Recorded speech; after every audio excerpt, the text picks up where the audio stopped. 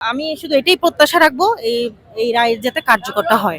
ফাঁসি অনতিবিলম্বে কার্যকরের জন্য সরকার এই ইন্টারিম গভর্নমেন্ট যথাযথ ব্যবস্থা গ্রহণ করুক। তার ফাঁসির রায় আমরা আরেকটা আশারূপ আশা করছি আর কি।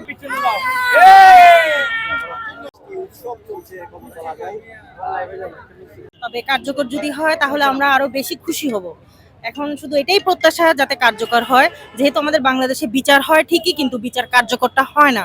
এটা আমরা অনেকেই দেখেছি এবং দেখে আসছি। তো আমি শুধু এটাই প্রত্যাশা রাখবো এই এই রায়ের যাতে কার্যকরটা হয়। অনুভূতি এক কথায় অসাধারণ। আমার জীবনে আমার 41 বছর বয়স, আজকে এই বয়সের মধ্যে এর চেয়ে খুশির সংবাদ আমি আমার জীবনে কখনো পাই নাই, আশা করি ভবিষ্যতে পাবো না। আমি চাই এই খুনি হাসিনা, এই ফ্যাসিস্ট খুনি ফাঁসি অনতিবিলম্বে কার্যকরের জন্য সরকার এই ইন্টারিম গভর্নমেন্ট যথাযথ ব্যবস্থা গ্রহণ করুক এবং সাথে সাথে তার দোষীদেরকে সহ আইনের আওতায় আনা হোক। এটা হচ্ছে আমার দাবি। যে ফ্যাসিস্ট খুনি হাসিনা বিগত 16 বছর যেভাবে রূপ নিয়েছিল এবং 24-এর আন্দোলনে গণ অভ্যুত্থান ছাত্র জনতার উপরে যে গুলি বর্ষণ করেছিল এবং যেভাবে যাদের নির্দেশ দাদা তাদের আজকে খুনি হাসিনার ফাঁসি আমরা শুনি, খুব আনন্দিত।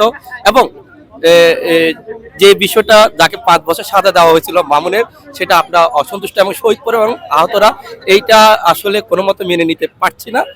সে প্রেক্ষিতে আমরা সর্বোচ্চটুকু তার ফাঁসির রায় আমরা আরেকটা আশারূপ আশা করছি আর কি।